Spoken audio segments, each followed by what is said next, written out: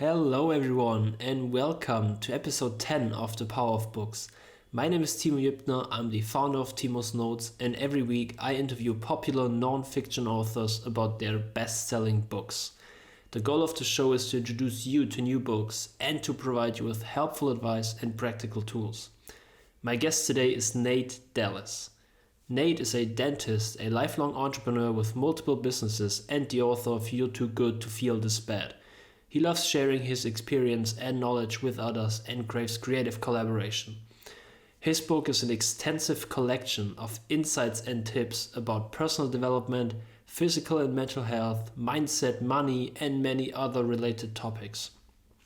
From our conversation today, you can expect to learn how to improve your sleep, how to breathe correctly, why we can't fool ourselves when it comes to our goals, the importance of recreation and leisure, and a lot more. So now let's get right into our conversation. Enjoy the show. Nate Dallas, welcome to the Power of Books podcast. I'm really happy to have you on today and talk about your book, You're Too Good to Feel This Bad. Well, thank you for having me. I'm always excited to talk about this content too, and it's a pleasure to be with you. Thank you. So to kind of get the listeners some context, I want to start with some backstory on how you came to write this book. And in the beginning, you talk about that you've really experienced the negative effects of stress yourself. And I think that kind of led you to writing this book and going on to this journey of personal improvement and health and well-being and everything. So can you maybe share a little bit about that with the listeners, what you've experienced and why you ended up writing the book? Yeah. Well, in general, I think that I've been a pretty happy person. I think that I've been a fairly successful person. I wasn't down in the dumps, rock bottom, trying to put my life back together because it was in shambles. Things were going pretty well, but I didn't like the way that I felt. I didn't like the way that I was thinking. I didn't like my energy level, and I was actually having physical problems, health problems that doctors couldn't give me a good reason for other than stress. And I had always thought stress meant that you were angry, that you were depressed, that you were unhappy, that you don't have your things together. And in my mind, and maybe you could argue that I didn't have things together because later on, when I started putting more things in place, the stress went away. But I had a warped view of what stress and anxiety is, and I thought that I was not that type of person. And I think that I always viewed it as an extreme, and that it didn't apply to me because I wasn't non-functional, because I wasn't abusing alcohol, because I wasn't taking medicine, whatever. But the bottom line is I was unhealthy. My body was under extreme stress. My heart, my blood work, my breathing, my hormone levels were all over the place. And it all came back to stress. And I got so sick for a while and had so many illnesses and problems that were just strange and undiagnosable otherwise, that I was convinced that maybe I had some sort of a brain tumor or something really out there, something extreme. And it came down to, after I don't know how many doctors I saw and how many lab reports and all this stuff, I finally had a heart-to-heart with a doctor that I trust, and he just said, you're just doing too much. You're doing too much, and your brain never rests, and your body is trying to send you a signal that this is not healthy. And I think that's the best way to look at stress and anxiety is, I think as a culture, we've started to pin it as a disease. And people say, I have it, like you have diabetes or you have something else. But really, anxiety and stress is a product of a healthy working system, signaling to you that some changes need to be made. And when I realized that, I just decided I'm going at this full bore and I'm going to leave no stone unturned. And that's just kind of my personality. If I get into something, it's pretty turbo. So I just went on this odyssey and I read I don't know how many books and went to how many seminars. And I just started applying everything, and then I would actually test it and see what worked and what didn't work. And at the end of that 2 years, I had a huge amount of valuable notes, and I think it'd be a real shame not to share. So I decided to put it all into a book, and thinking it was for a few hundred people, never expecting that 30,000 people would benefit from it, and those numbers keep going. So it's been really cool to see that. But these are universal problems, and that's why the book is resonating, because everybody can relate to some part of it. Yeah, totally. I just wanted to say that I think so many people read it because everybody kind of, even with the title, it's so relatable.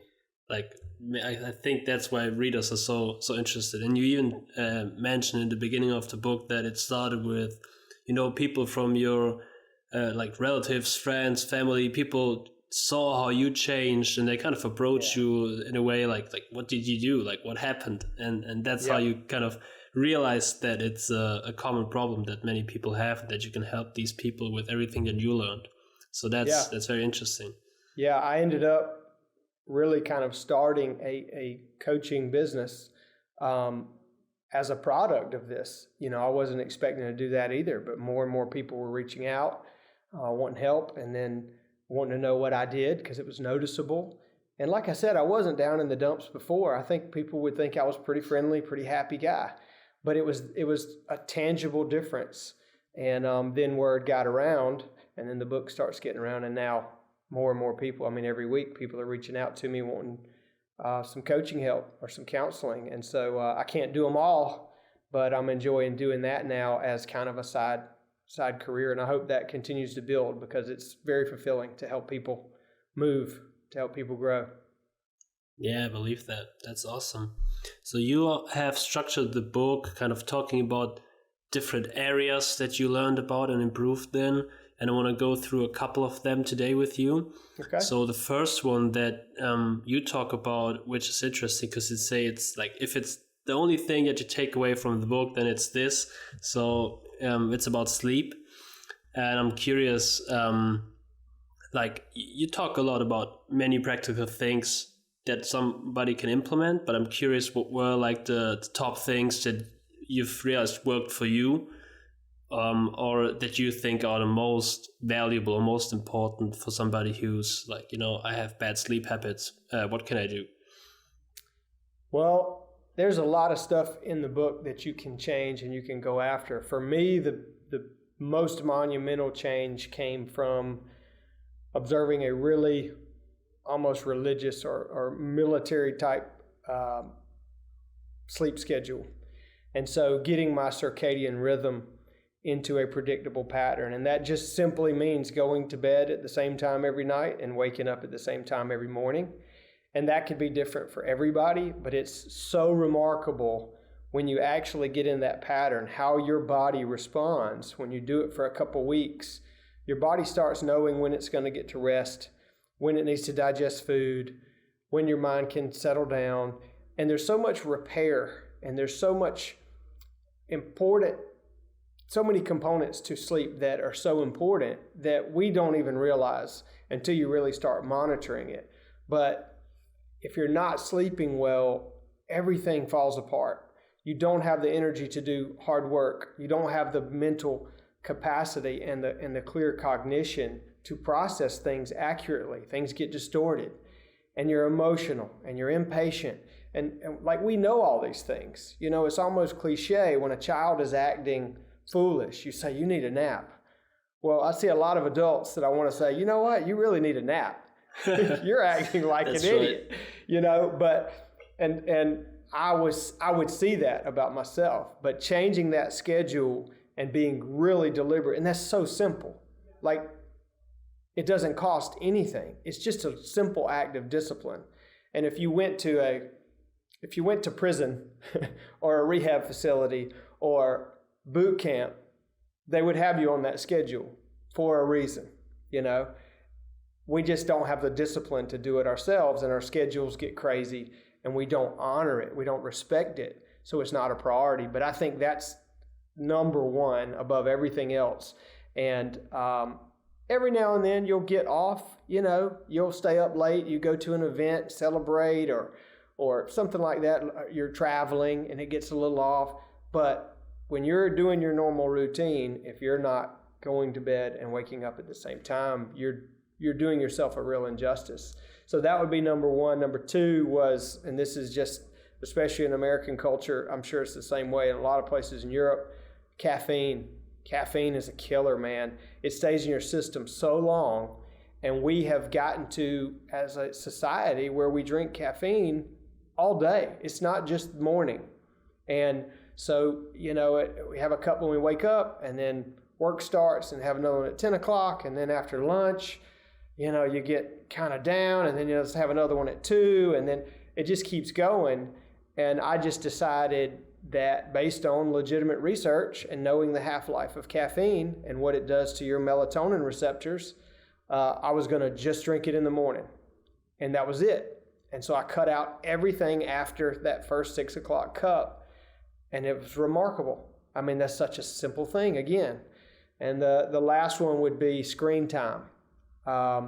Electronic devices, looking at LED lights and that sort of stuff. There's a hard stop in the evening. My bedtime is usually 10 o'clock. At 9 o'clock, there's no more screens of any type. So I can still read. I can still, make notes and do whatever, but I'm not going to be looking at a screen. And that one makes you go to sleep faster. So when you do turn off the light at 10 o'clock, you're not sitting there for 20 minutes with your head spinning. In 3 minutes, I'm asleep because I've already kind of wound down from that. And those light receptors in your brain, naturally we have those to work with daylight. And when it gets dark, you're supposed to be starting to shut it down. But again, culturally, we just go and go and go and go. And we binge watch something on Netflix for 3 hours and then expect to go to sleep, and it doesn't work. So those are a couple high points. There's certainly more that you could address in the book. Yeah, you elaborate a lot more in the book, but these three are really important. So thanks for sharing them. And I also experienced the same thing as you shared. When I read in the evening, especially when I read some light fiction or stuff like that, I just fall asleep immediately. It's so good. Yeah. So yeah, I highly recommend that instead of watching anything or scrolling through social media, because that just fires up your brain, as you mentioned. Yeah. I think too, the reading, besides the light receptors, I think there is a calming effect to it, and you're focused on one single item and not bombarded with all this other stimulus. You're not hearing anything, and you're not processing jump scenes and, scrolling, and it's a lot of work on your brain to do that. But when you're looking at words on a page and you're just focused on that, it has a calming effect. And I think that there's more than just the light when it comes to that. So I definitely am with you on that one. Yeah, totally. So you said that you go to bed roughly around 10 o'clock. Like, when do you get up and how much sleep do you get on average? So my schedule is 10 p.m. to 6 a.m. That's when I'm going to turn the light off and when I'm going to wake up. Now, last night I went to bed at 9:30 because it worked out that I could. So, I can always bump it up and go to bed earlier. I try not to sleep later very often, and my body doesn't let me anymore, even if I wanted to. At 5:58, I wake up without an alarm. It's amazing once you get in that rhythm. But yeah, I try to be in the dark for 8 hours, which if you monitor your sleep with an Oura Ring or a Whoop band or Fitbit, something like that, you'll see that you're actually only sleeping a portion of that, and only about half of that is deep REM sleep, restorative sleep. So to get 7 hours and 15 minutes of sleep, I have to be in the dark for 8 hours, and that's kind of my sweet spot. But it's recommended for the average adult to have 8 hours of actual sleep, which means you need to be in the dark for more like 9 hours. I'm wired a little differently, and I used to think that I could operate on 6 hours, which was total bull. I fooled myself for a long time, and everybody else. But really, I need 8 hours minimum in the dark, preferably 8.5, to be in that optimal range for me. And you have to tweak it over time, but your body will tell you, what it needs for sure. Yeah, I can totally relate, because I also feel like I'll need at least somewhat like 7.5 hours to 8 hours of actual sleep. Otherwise, I really feel when I don't get enough sleep, like I'm useless. It's horrible.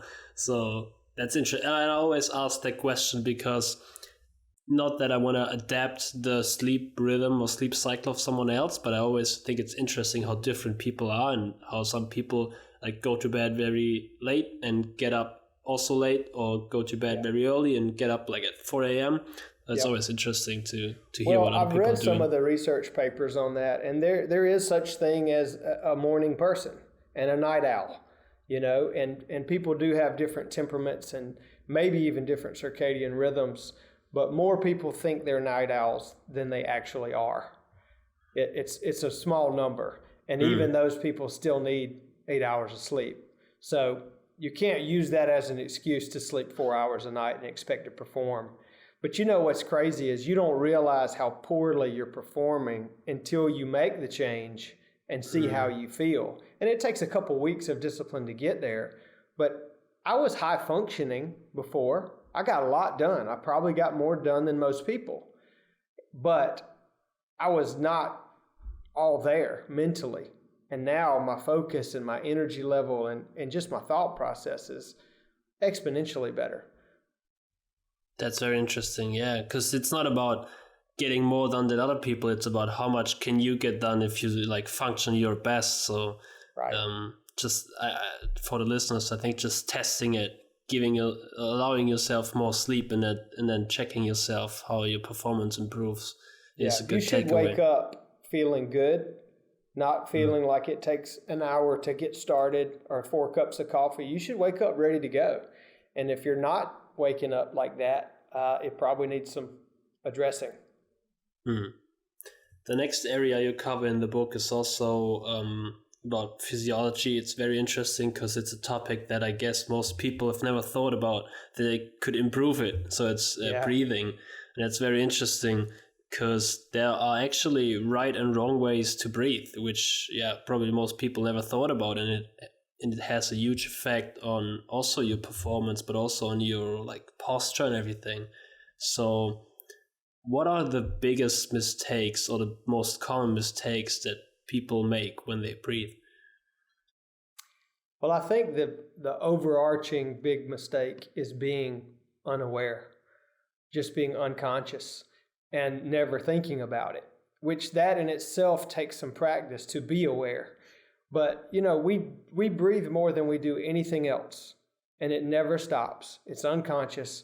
And for something we do 24 hours a day, 7 days a week, and no one's ever taught you how to do it, that's kind of crazy, and it blows my mind that we don't talk about breathing more now. But this was not a topic that I thought would have a huge impact. Honestly, when I started down this train and read a couple books and a bunch of published papers about breathing, I just kind of thought, that's a 1%er, like it's not going to make a big difference. But it's huge. It's huge. I never expected it to be so big. But if you're unaware, you're just doing what you've always done. So that's the biggest mistake, is just bebopping along normal life and never thinking about it. But within that, if you can be aware, you notice how you breathe when you're stressed out. You notice how you breathe when you're relaxing, when you're meditating, when you're worshiping, when you're having sex, when you're eating. Because there's all of these things that matter. And the way that you are feeling a lot of times is a result of your physiology, and breathing is a huge part of that. You can literally change your mood by changing your breathing. That's why all of these meditative practices and all these religions have a breathing component. Why else would we be doing those things? They work. And so if you want to settle down, if you want to quiet, if you want to think clearly, you have to breathe well. So there's some techniques in the book, but in the beginning, it's just putting sticky notes everywhere or reminders on your phone or whatever it is to be conscious, or maybe do it with a friend so you can hold each other accountable. But the way that you breathe, where you put air, whether you use your mouth or your nose, all of these things matter, and you can catch yourself 100 times a day doing it wrong, until you get it right. And then all of a sudden, all of your lab work changes, and all you've done is change the way you're breathing. Again, it's free. Yeah, it is. And I love how you put so much focus on the awareness part, because as you said, you can't, like, breathing is something that's so subconscious and you can't change it if you're not aware of it. And one thing that stood out to me, or that I thought was funny, is when you mentioned in the book that you used the Velcro strap around your chest, and when it pops, like, you realize that you did the wrong breathing. So that's really funny. It helps you to gain the awareness. Well, like I said, when I get into something, I'm kind of turbo. I taped my mouth closed to learn how to use my nose, and I wore the chest strap and all kinds of things. I had sticky notes everywhere to remind me, breathe, breathe, breathe, breathe. And it takes a while to get your brain into that, practice, but you can do it. Totally. And now I'm teaching my children how to breathe properly. I'm constantly saying, hey, close those lips, nose, sit up straight, especially when they get upset about something and they get stressed out and they're emotional. It's like, all right, well, let's breathe a little bit and then we'll talk about it. And just the breathing, all of a sudden they calm down. It's amazing. Oh, yeah, that's so cool.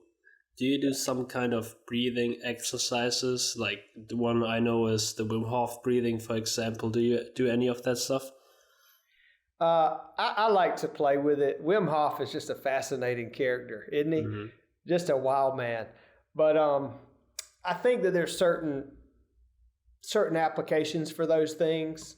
Like right now, I'm about to go up in the mountains for an elk hunt, and I'm doing a lot of high altitude breathing training. So I'm wearing a mask to cut down on the airflow. I'm doing breath holding, so I'm building up my tolerance to CO2. But I think as far as techniques for everyday life, it's just about breathing well. I think that if you're going on a retreat and you want to do some Wim Hof stuff for a weekend, or some of those other types of things where it's really intensely focused and you're hyperventilating on purpose and you're doing all these things for meditative reasons, that's something totally different. But as a daily practice, I don't have breathing routines. I'm just trying to breathe well all the time and be conscious of it. So I don't have a set routine, but I love doing that stuff in different applications. Yeah. Yeah. Okay. That's interesting. And I love that you're going for an elk hunt, because I recently read Cameron Haynes' book. And he's like hunting, like, I think he has probably inspired more people to go into hunting than any other person on the planet. He and Joe Rogan, I think, together have gotten a lot of people out, which is a problem for me, because now when I go, there's people everywhere. I liked it better when I was the only one out there. But yeah, I've always loved hunting and getting out there. And even if I'm not bringing something home, bringing meat home, just being on the side of a mountain alone in the wilderness, or being in a tree stand in the woods, I just love it, man. It's just something about being out there and watching the sunrise, and everything's happening around you that you don't normally see. And you're off the grid, you can't be reached. And sometimes that's good too. I'm unavailable, and that means I'm available to so many different things. Thought-wise, it's true recreation for me, and I get to feed a lot of people with the meat that I bring home. I supply our local soup kitchen here with probably 500 or 600 pounds of meat, clean, organic meat every year. That's pretty cool. Yeah, that's awesome. Yeah, and we'll talk a little bit more about recreation and leisure in a little bit, because that's also one of your chapters. Oh, that's one of my favorites. Actually, it's one of the best chapters in my opinion too. Well, thank you. But I quickly want to get into mindset, because there were two quotes from the chapter that I want to highlight, and I'm going to read one of them. So the first one is, there are many rules we expect other people to follow, but instead of demanding that they change their behaviors, we should establish our rules and stick to our own covenants. And my question to you is, like, would you say that generally we shouldn't care too much about what other people do, and we should just like focus more on ourselves, or are there exceptions in life where we should also like challenge other people's behavior? I think when people ask you for help or ask you for your opinion, that's one thing. But I think we too often place high expectations on other people and lower our own, or accept a lower version of ourselves. I think individual responsibility is paramount in all relationships, in all societies. But we want somebody else to fix the problem. We want the government to pass legislation to eliminate plastic instead of us not buying it, or what? I mean, that's a terrible example, but that's something so easy to just write off. That's somebody else's problem. You should do something about this, or taxes, or whatever. But when it comes to individual responsibility, I think that we expect other people to be on time, to be polite, to be honest, to be caring, to be charitable, to all this stuff. And at the same time, are we doing that? Is that fair? We're projecting all of this on other people. And I think it even goes further than that, because I think there's an element of guilt when we're not performing our best, when we're not doing those things. I think we manifest that guilt in expectations for others, and we're angry at other people for doing the same sins that we're really angry at ourselves for violating. So I think a lot of times we're projecting because we don't have peace, we don't have inner peace. But yeah, to answer your question, I think most of the focus needs to be interior. It needs to be on ourselves, and we need to stop worrying about everybody else. Look, the world is a mess. People are not well. Why are you expecting them to perform at a high level?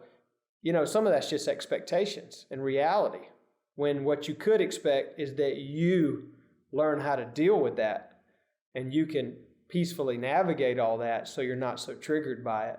But, sometimes you have a relationship where you're working together. Hopefully, most of your relationships are like that, but I think it's rare.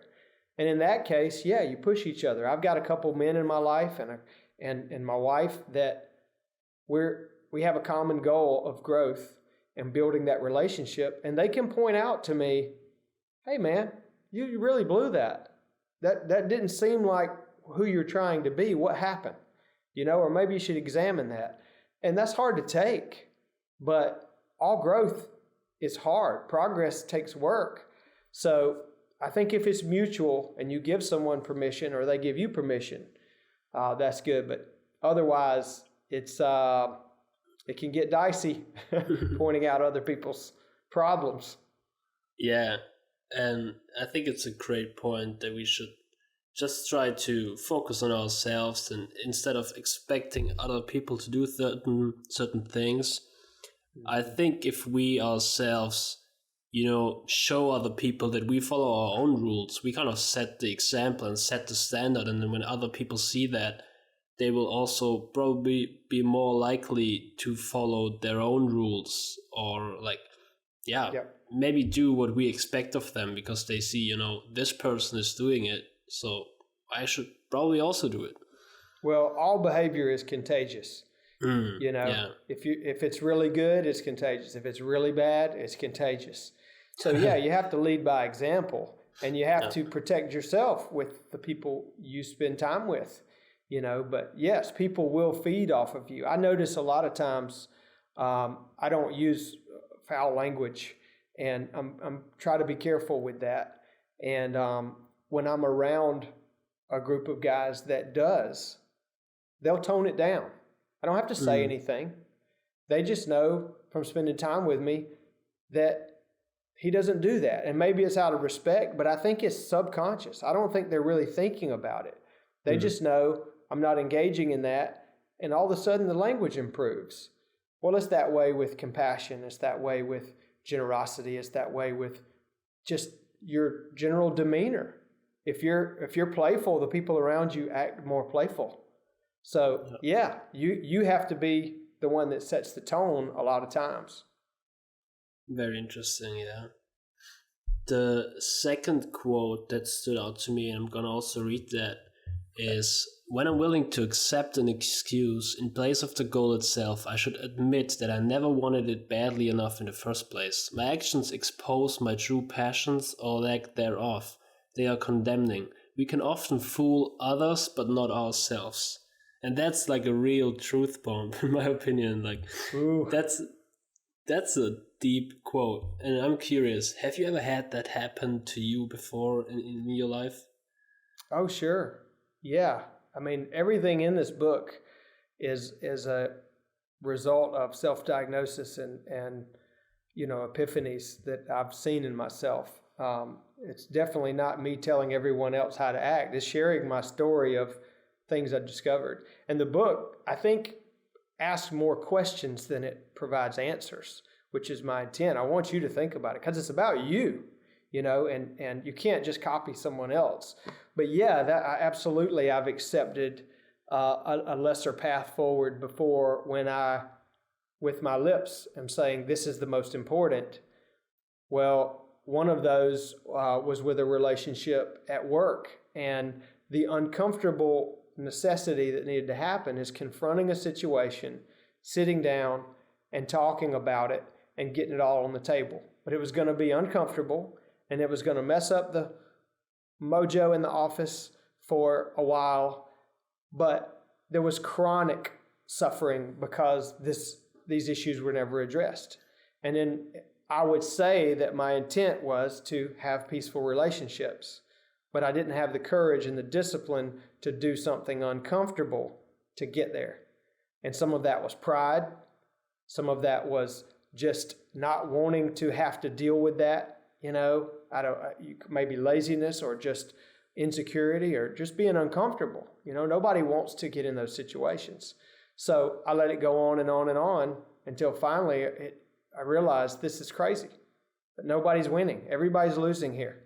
So you have to put your money where your mouth is. If this is actually your desire, how are you going to get to peace?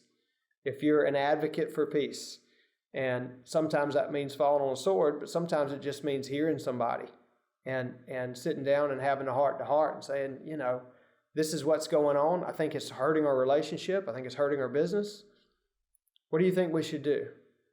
And not slamming somebody, not accusing them. This is how I think I see this, and I think a lot of it's my fault. But what do we have to do? Those are uncomfortable situations, but they're necessary. Totally, yeah. I think there's a fine line to this quote where people might take this as an excuse, like, oh, it seems like I didn't want it bad enough, so I might as well quit. But sometimes, we just have to also push through some resistance to get to our goals, because there will always be resistance. So how can people figure out what case it is? Is it just them really not wanting it, or is it them just, taking the excuse and kind of taking the easy way out? That's a deep question, man. That's a hard one. I think there's a difference between desires, wants, passions, necessities. Everybody has a desire to be fit and wealthy. Everybody has a want for that, But people go get what they really desire.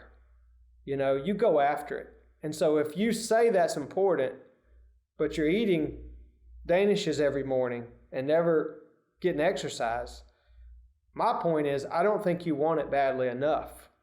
It's just a flippant thought. But if you want it, you go get it. You go after it. You make sacrifices for it. Nothing comes easy. Life is hard, man. It's really hard. And everybody wants the quick way to get there. But the bottom line is, if you want to change something, a lot of things have to change. And you got to have the discipline. So I think that we have to really ask ourselves a hard question. Do I really desire this enough? There's only two ways to motivate people: pleasure or pain. So if you're not moving, the loss of pleasure or the loss of the pain and the gain of the pleasure, those things in your mind don't outweigh each other. So you just keep doing what you're doing and accept that. But you can't lie and say, the most important thing to me is family or faith or whatever people say, but you don't live your life that way. That's not your priority. That's not what you're thinking about, number one. So if it is, you have to act differently. So maybe it's a call to act in that direction, or maybe it's a call to stop lying to yourself and tell the truth and see it for what it really is. But that's a hard one, man. We probably could talk an hour about that one line. Yeah, that's why I love the quote so much and why I needed to highlight it on here, because it really goes deep, and it had me question myself. I really took a moment and sat down and was like, these things I tell myself, do I really want them? And then, as you said, you kind of have to evaluate the actions you take, and that kind of tells you if you want them. And I think that's a great takeaway from the book for people to reflect. And you also mentioned a couple minutes ago that the book is asking a lot of questions for the readers to reflect. And that's also awesome, because you know you're not just reading what you did and how it worked for you, but you also make people reflect themselves, and I love that. So yeah, as you said, we could talk about this probably for another hour, which is why I wanted to point it out.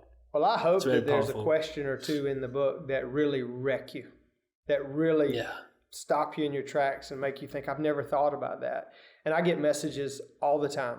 Every week there's multiple messages of people saying, this one line just made me think totally differently. I've never asked myself that question, and it's going to take me weeks to answer it. That's good stuff, man. That's what I want. Yeah, that's where growth comes from. I love that. Yeah, you have to break the pattern. We talk a lot about pattern breaking in the book, but we just run the same patterns over and over and over until they're challenged or until something bad happens. That's usually when people change something. But why can't we stop and evaluate and change directions before a tragedy, before something falls out, Absolutely. And with that, I think we can get to the next point, to get back to recreation, because I think that's something that most people don't do early enough. They only start, especially adults, they only start doing it again once they had this bad thing happen, maybe. So what do you think? Why is that? Like, why do people don't want to spend or don't spend time on leisure and recreation anymore, even if they should? I think that this one really comes down to culture. I think that culturally we've gotten to a place where it's all about work, it's all about productivity. Maybe it's even all about just being busy. We're just not good at being unbusy. And so I think that we're just doing these things that we're seeing happen around us unconsciously. And we're not thinking about, I haven't had fun in weeks. I haven't played with another human being. We're not thinking about it. So I think the main reason it's fallen apart is that culturally we've moved into this hyper productivity. Well, with that came all this technology and all these things that are supposed to give us more time. And instead of using it that way, we've doubled down, tripled down, and we just keep chasing this thing as if the work itself is giving us life. And we all know intuitively that it's not. Maybe for a few people, but most people, it's a grind. You don't want to get up Monday and go do what you've got to do. You're bored with it, and you're exhausted with it. But I think culturally that's what's happened. But here's my thing with culture that I haven't heard anyone really ask: when is enough enough? When, we perpetually level up our life to match the income. But when is it actually enough? And if I make more, then the expectation is I spend more. And then I upgrade my friends, and I upgrade my house, and I upgrade my vehicle. But what if the goal wasn't just amassing more wealth? What if it was peace? What if it was relationships? What if it were not having to work so hard? And I've dramatically changed my work schedule and what I do day to day with this realization. Everybody in my country pretty much works the same number of years regardless of the income. They all retire at the same age. And you've got somebody that makes $40,000 a year and someone that makes $400,000, and they're working the same amount and retiring at the same time. How can that be? Somewhere in between those two would be a really happy place to be if we managed ourselves well. And that's where I'm trying to land now. And I think I've just about figured it out, where it's like, I don't have to work a full-time schedule to live the life that I want to live. And just because all of my friends have a offshore boat or a vacation home or whatever doesn't mean I need one. I don't want one. I would rather rent a captain and a boat when I want to go fishing, and we just go and you deal with all the drama and all the gear. I don't want it. And it's not important for me, for my friends to see me owning it. I actually take pride now in them seeing that I'm kind of a minimalist. So anyway, that was a roundabout thing, but it comes down to the culture is ruining recreation. And we don't play with each other anymore. We just work. And now it's even beyond that. We just work alone. We don't even have camaraderie at the office, you know? So it's like it perpetually is getting worse, and we're just with the mob, with the unconscious masses walking over the cliff, not even realizing it. And it's not a good place to be. You have to recreate. I mean, the meaning of the word recreation, like all of the brilliant minds and the amazing artists all throughout time gave respect to this. You have to recreate. Otherwise, you can't do peak work. You definitely can't be creative, not to your full potential. And your relationships suffer because when we're playing with people, we're bonding with them, whether that's your children or your spouse or your next door neighbor or whatever. So it's super important, but this is just one that we've accepted a really lousy version of life and just put this on the back burner. But I mean, it's even now where kids are not even realizing how to play anymore. We're ruining everything. Yeah, that's right. That's so powerful. And that's why I love the chapter so much, because it's something that's not talked about often enough. And I found myself, thinking about the great times you have when you do actually spend time with other people playing games, and stuff like that. And as you said, it's really like the best bonding activity, like you're having the most fun. Sometimes you argue, but it's all in a fun context, kind of. Yeah. So. Well, and we need to compete too. Like I love that, especially as men. Like let it be competitive, and get out there and get after, even if it's a board game or something. Like people want to win, and that's good for us. And you have to work together. It's great. Sorry to interrupt you. Go ahead. Oh, no worries. I wanted to ask you, other than hunting, what are your favorite recreational activities or like games you like to play? Well, they change all the time. I like to do everything. Right now, one of my favorite things is to play pickleball, which is kind of do you know pickleball? I've heard of it. It's an emerging sport. It's probably the fastest growing sport in America right now, at least. But it's kind of a cross between tennis and table tennis. It's a smaller court, and you play with a paddle, but it's full body, and we play 2-on-2 doubles. And it's so much fun, so much fun. I mean, we laugh the whole time. We talk trash to each other and, trying to hit each other with the ball and trying to win. And I've gotten to where I do some traveling to play competitively and stuff. And it's just a great way to hang out with somebody all day, go play a tournament, a long drive there to talk in the car, and then you're competing together and building each other up. And it's humbling at times too when you get your butt kicked. We all need that too. But very physical, and I like playing the singles as well because it's so physical. But that's probably my favorite right now. But just having people over, we have families over all the time, and we're making up games. We're playing outside in the yard, or playing party games together. Things where we have to touch each other and laugh and have fun. I just love that stuff. And I'm finding more and more that if I want to do those things, I have to host it because other people just aren't doing it. So we've just decided years ago, my wife and I, that we're just going to have lots of events and lots of family gatherings and lots of people over. And so it's like a revolving door at my house. There's people constantly coming in and out, and we love it. And everybody else does too. But I think that's one of those things. All of these things are interconnected. You know, everything we've talked about is interconnected. But one way that we're able to do that is if we go into minimalism and get into that chapter and routines and having good sleep and being structured, it's real easy for us to have people over. It's not a stressful thing. Day before yesterday, I ran into a friend out in town, and we normally eat around 6 o'clock at my house. So I ran into him at 4:45, and it was my job to cook dinner that night. And I said, hey, why don't you call your wife and see if she and the kids want to come, and y'all can just come over for dinner with us. I didn't even ask my wife, because that's the way we live, you know?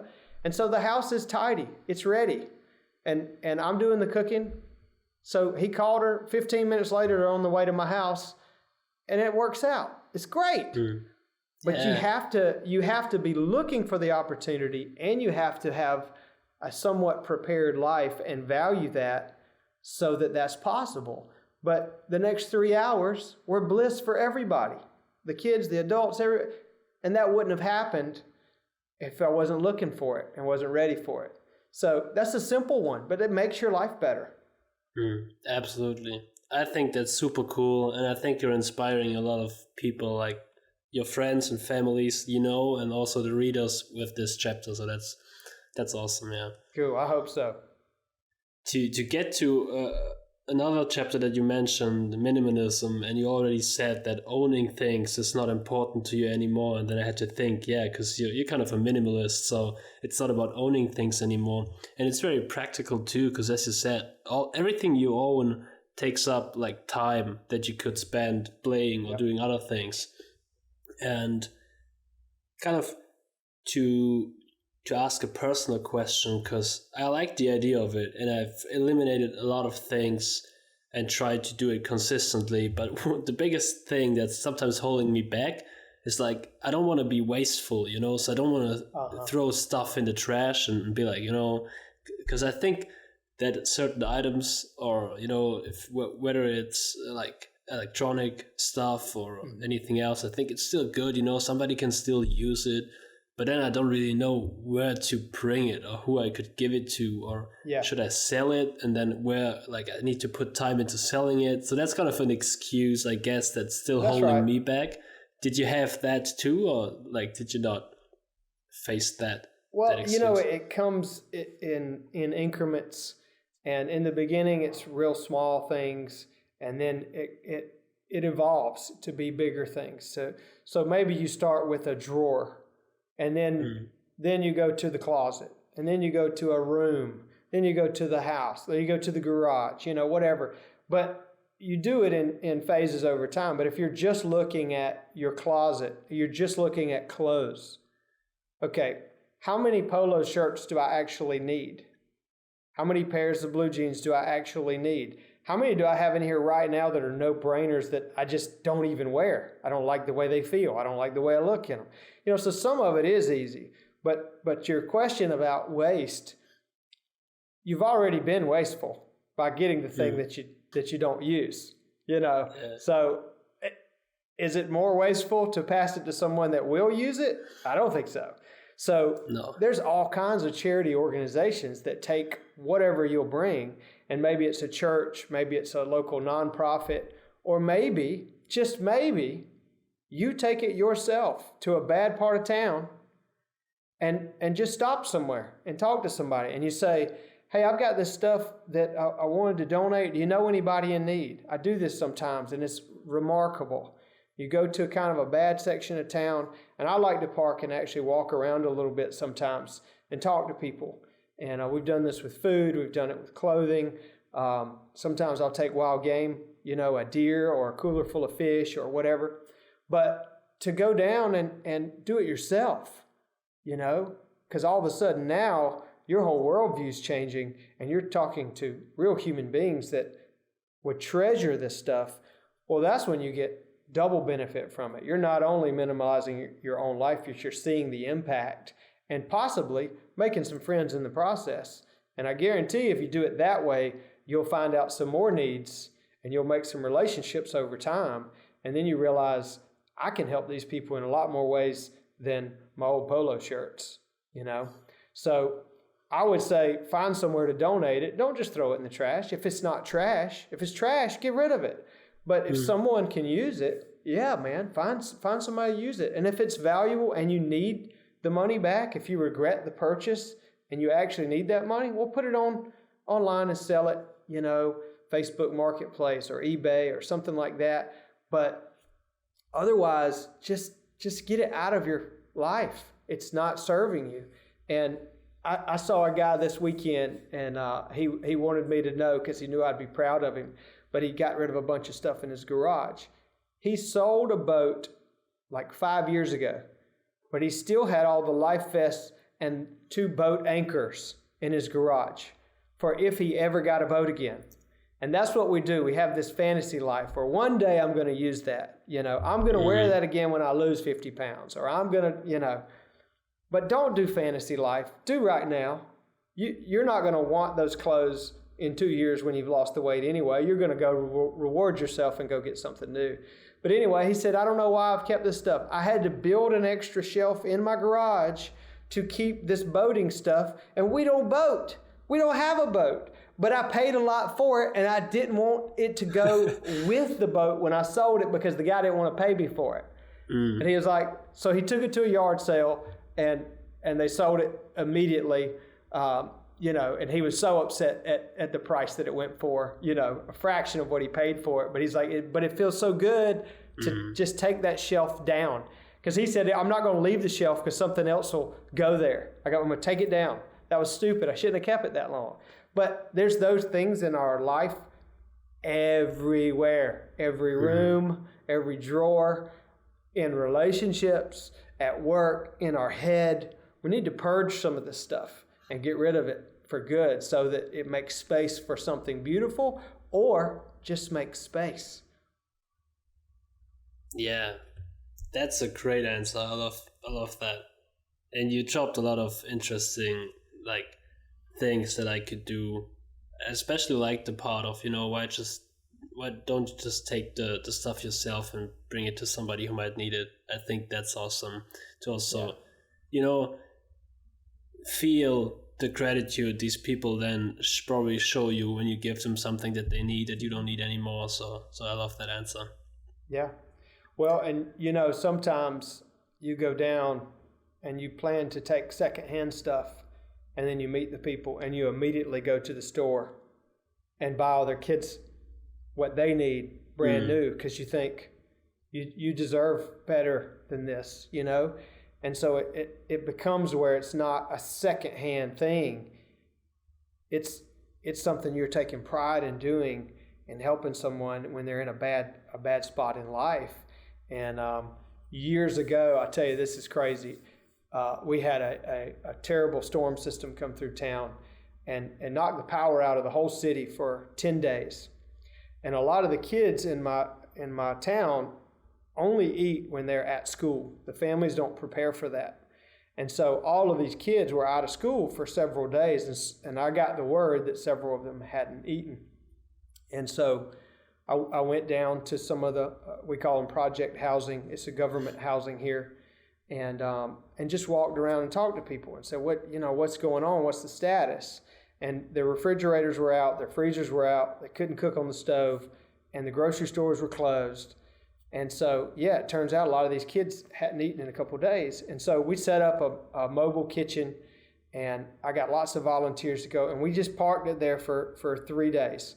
And I had a new group of 8 coming through every meal, breakfast, lunch, and supper. And so we ended up serving like 1,460 meals in 3 days, hot meals, good meals. But I was leaving my house to go to the big box store to buy cheap beef. We were going to make spaghetti with meat sauce. And I was leaving my house, and after meeting several of these people and going in their homes and talking to them, I'm going to buy cheap bulk meat that I wouldn't purchase for myself. And it just convicted me so bad. don't go buy the cheap meat. Give them your best. And so I went and opened my freezer, and there's all of this elk meat, ground elk meat, that's the best meat you can buy. You can't buy. It's the best meat you can't buy. And I personally lugged it off of that mountain for 8 hours on my back, sweating. And I thought, this is the best I can offer. And I took that. And there was something about that experience for me. It was very convicting. And some people say it's conscious or subconscious. I think it's God. But in that moment, it was like, these are God's children. And I want you to treat them like family. And so I took my best stuff, and it was a bunch of it. And I was like, oh, this is really depleting my stock of my favorite thing to eat, but this is right. But I wouldn't have done that had I not gone down there a couple of days before and actually met people and had conversations. So that's one of those things. And then a couple people in the group that came and volunteered, it changed their life. Just coming down there for the weekend and volunteering. They'd never done anything like that before. And all I did was send out a big text and said, we're going to feed people. People are hungry. This is the setup. This is the schedule. Please come if you can. I've got everything else covered. I just need your presence and for you to flip some burgers or, stir some pots, serve some stuff and smile. And that was it. But, so you just never know. And some of those relationships I've kept in touch with over the years and gone back by and taken other things. So it's kind of cool, man. But that's a character thing. Do you want to be loved? Do you want to be useful? And if you want to be, there's a million opportunities. A million. That's such an amazing story. Thank you so much for sharing that. You're welcome. I think that's awesome. And it's really inspiring too. Cool. So we're kind of getting to our time limit. So I want to finish off with a couple general questions. And one of them is, because you talked about it a little bit on here and you also talk about it in the book, that you have a lot of stuff going on. Like you have side businesses, you have a dental practice, and we've talked about all the things that you cover in the book that you do. So for people who read this now, there's a ton of stuff to do. How can they not get overwhelmed, and how do you manage everything to fit into your everyday life? Well, I think it's just one step at a time. If we're talking about the book, every chapter is kind of has some difficult elements. Nothing's free, nothing's real easy. You have to actually make changes that you have to have discipline to make. But I think everything is just one step at a time. Identify one thing that you want to attack or one thing that you want to improve, and don't get lost in the huge picture. Just one thing at a time. And I've built a lifestyle and a career to be what it is now over many, many years. I'm 42, and to get to a place where I can only have to go do dentistry 2 days a week instead of 5, well, that was a 20-year process, but that's what I do now. And I don't think it's good to look at that finish line too early, because you don't know what it is. I didn't know that I was going to be on that schedule, it just evolves. So I think you trust the process, and as long as you're seeing growth, everything's good. Progress equals happiness. We want to move. We want to know that we're getting better. So if it's just sleep, just measure that. If it's just cleaning out some closets, just do that. If it's just adding one charitable thing this month to go do, whatever it is. But once you identify, I think that I want to work on this thing. Well, really focus there, because there's a million ways to get distracted. And that's how we all get in this mess we call life anyway. There's too much going on. There's too many options. So I would say don't put too much pressure on yourself in that way. I love the quote from Mother Teresa of Calcutta. She says, "We can't do great things. We can only do small things with great love." Well, do some small thing with great love or great discipline, you know? And maybe you can't fix your whole relationship in one shot. But if you decide, I'm not going to raise my voice today at all for any reason, well, that's something, you know? And then can I do that for a week? Can we just permanently make that change where we're not going to yell at each other? And maybe it's only you. Maybe you're still receiving it from the other way. But there's one thing you can do, you know? And so maybe it's, if you want to be healthier, maybe it's in a moment of strength, because they do show up. In a moment of strength, when you have the juice to do it, go clean out your pantry. Go clean out your refrigerator. And everything that you know is not good for your body, just get rid of it. And most of the day, you don't want to do that. But there's one moment that's going to come up one day this week where you think, you know what? I can do it right now. Go do it. That's something. That's something. And then the next time you go to the grocery store, you have a decision to make. Are you going to purchase it again or not? But we've started down that track, you know? So I don't think that what I do works for everybody. And I don't want to tell you how to operate multiple businesses and how to have 6 kids and how to, you know, because it only works for me. Because you can't compare your life to anybody else's. Your past is different. Your present is different. Your physiology is different. You know, your story is different. Your capabilities are different. Your personality is different. Your emotions are different. You just have to do you. And how do we move you one step, okay? 2 steps, 3 steps, and you just keep going. And it does snowball, and you build momentum. And when you start sleeping well, you have energy to do hard things. One reason some people can't do what they need to do is they're too tired. So, you know, you just can't discount the small things, because small things lead to big changes. So I would say a little at a time, but I wrote the book in a sequence that I thought made sense, starting with sleep. Because like I say, you have to have energy to do all the rest of this stuff. So I wanted everybody to read it in order. But you don't have to. You don't have to. That's if you did the whole thing. But if you just want to learn about the 6 human needs, that one chapter could potentially change your whole life. That chapter is probably 20 pages.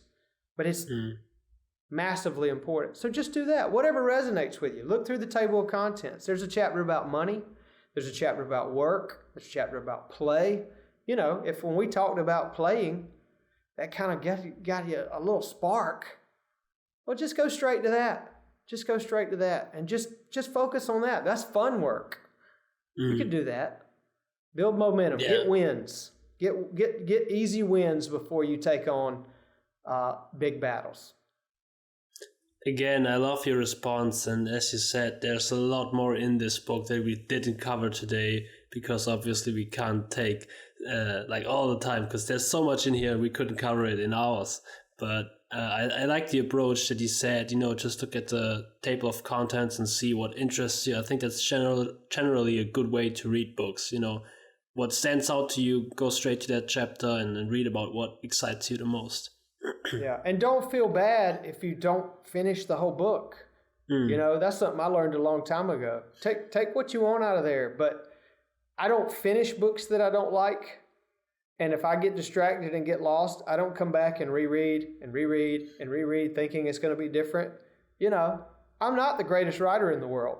It's fine if you don't read it cover to cover. But find those little things, something in there. There's 100% chance there's something in there that will rock your world. Most definitely, yeah. And last thing I want to ask you is, the show is called The Power of Books for a reason, because I believe that books really have the power to change our lives. And that's why I always ask the authors the question, which book, or you can name 1, 2, 3, however many you want to mention, how many or which books have impacted you the most?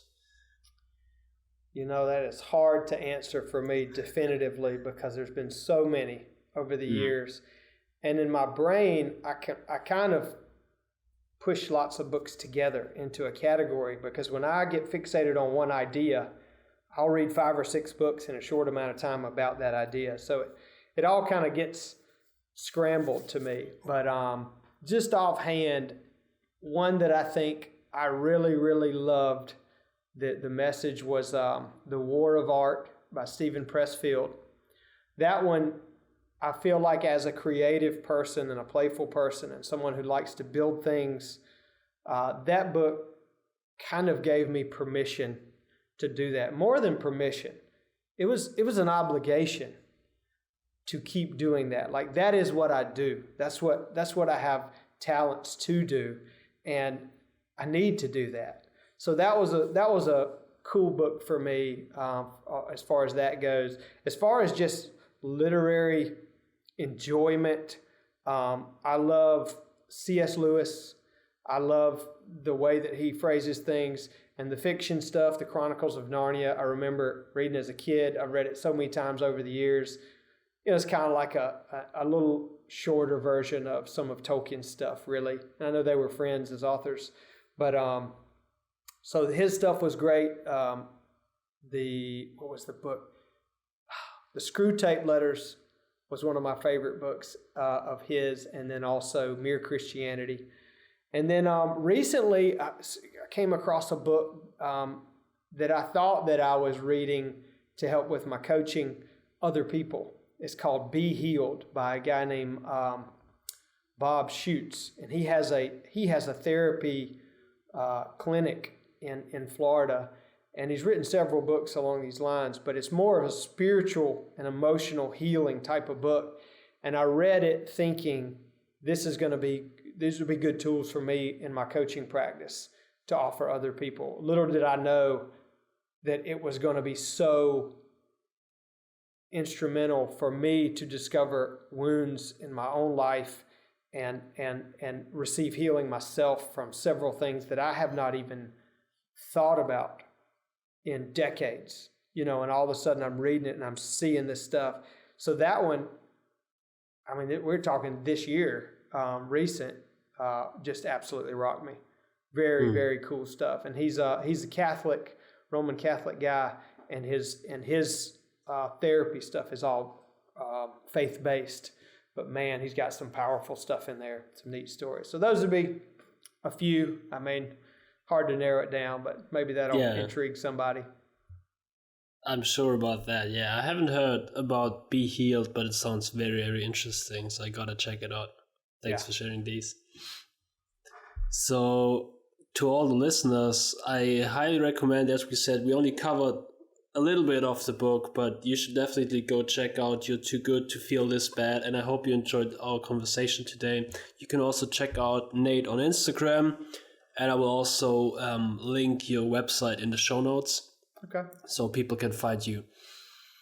Cool. All right, Nate. Well, I've really thanks so much talking to you. Yeah, thank you so much for taking the time. I also loved it. I think we could have kept going for hours, but that would be tough for the listeners to stay focused and concentrated. Yeah. So I think it's better to keep it short. But thank you so much. Maybe we can get together sometime for a board game and we'll talk some more. Yeah, that would be awesome. I would love to do that. Cool. Well, thank you for having me. Thank you. And to all the listeners, I hope you enjoyed the show today, and I'll hear you next time. Bye-bye. All right, that's it. Thank you so much for listening to today's episode of The Power of Books. As always, you will find all the relevant links for today's episode in the show notes. If you enjoyed today's episode, please make sure to subscribe so that you will get notified whenever a new episode drops. And you would do us a huge favor if you could give us a 5-star review on your favorite platform. I hope to see you next week, and until then, keep reading, keep learning, and keep growing. Bye-bye.